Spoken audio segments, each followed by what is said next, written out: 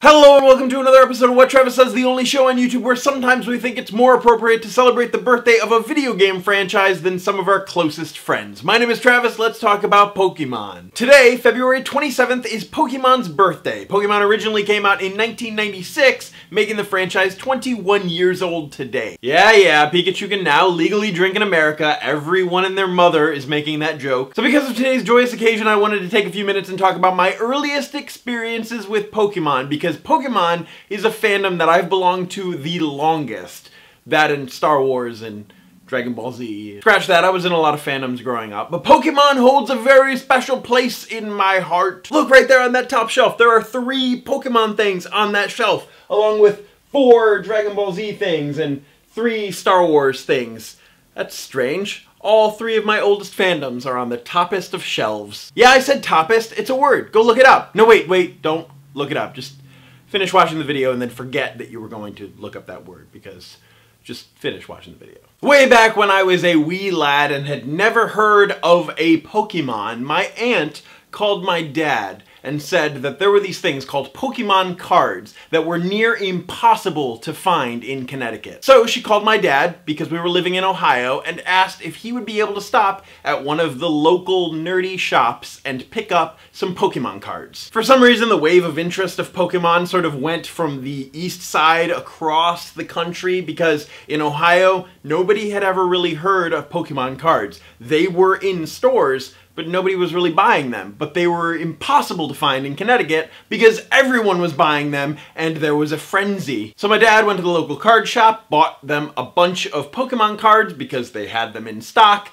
and then shipped them to Connecticut to my aunt for my cousins to play with, and they were ecstatic. 2 or 3 months later, the wave hit Ohio and everyone was freaking out about Pokemon cards. So my brother and sister and I were talking to my dad. We were like, "Dad, we really need to get Pokemon cards, but nobody is selling them." So my dad takes us into his bedroom. He opens up the dresser drawer and there are 3 starter packs, because he had gotten them when he got them for my aunt and saved them for us, thinking that this might be a thing that would happen. My siblings and I were overjoyed that we had Pokemon cards, and everyone was clamoring for them, and we had them because my dad thought ahead, which was amazing and it was fantastic. And then once the frenzy died down and stores were able to restock, we would buy booster packs. And in one of those booster packs, I got a holographic Charizard. Now, me knowing what I know now, there are different types of holographic Charizard. There's the shadowless, there's the borderless, there's the different type of foil whatever Charizard. All I know is that my Charizard was a first edition Charizard, and I would love to show you this Charizard, but then something happened, which I will depressingly go into now. You see, because Pokemon became such a phenomenon so quickly, there were stores that were clamoring to have Pokemon trading card tournaments. One of these stores was Toys R Us, and it was the only tournament that I went to, but it was gigantic. The thing was set up in the back of the Toys R Us in this stock room. My parents took us there at like 10 in the morning, and we went in thinking that there were only going to be like 50 kids, but there ended up being closer to like 300 kids in this back room of this one store. There were tables after tables after tables filled with kids playing Pokemon. It was incredible. I had never really collected anything before the Pokemon trading card game, and it essentially kickstarted me into the collector that I am today. Comics, statues, it all began with Pokemon. So because I was finding my bearings as a collector, I had 2 setups. One, I had my deck, which I played with, but wasn't actually very good because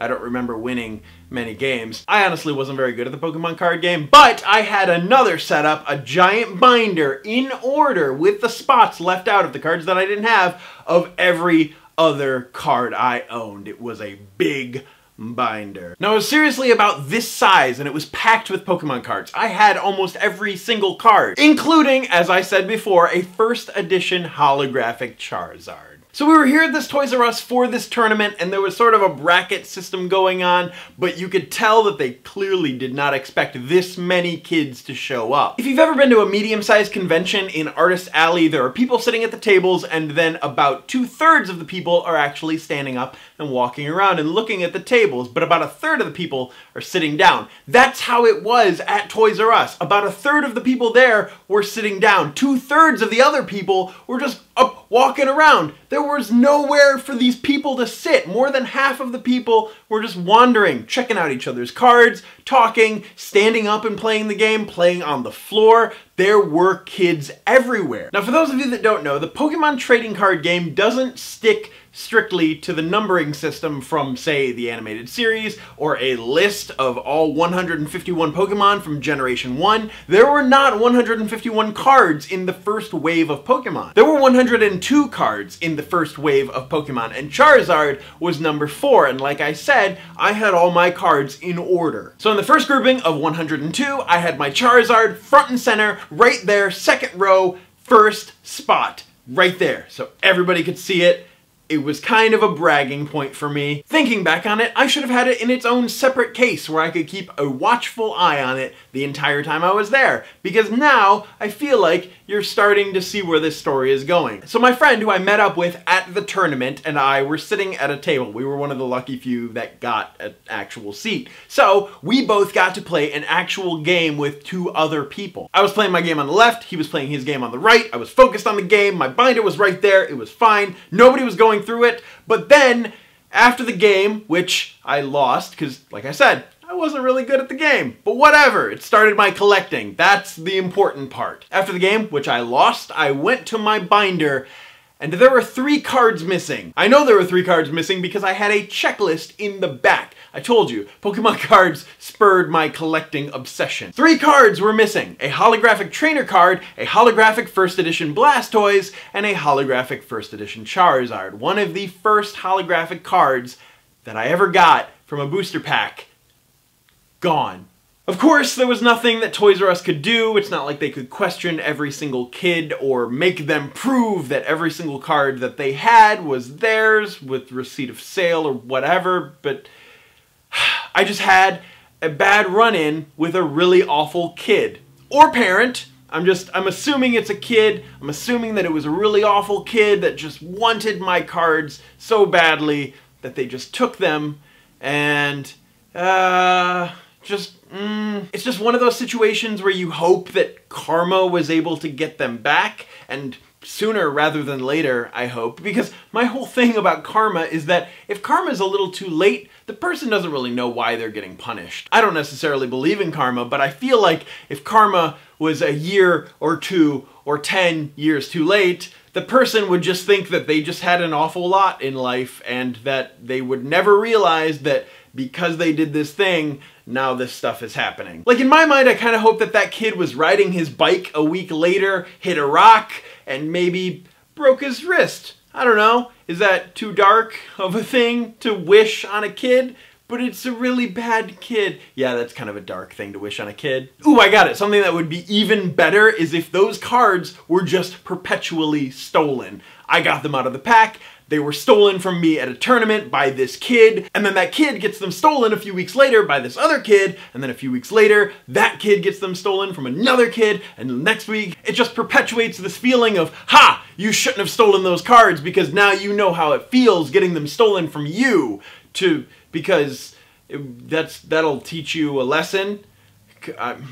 Yeah, I'm not good with this karma thing. I hope that the kid, you know, learned his lesson, or something. And that the holographic Charizard first edition is in a better place, I guess. It's okay, Mint first edition holographic Kabutops. I'll always have you.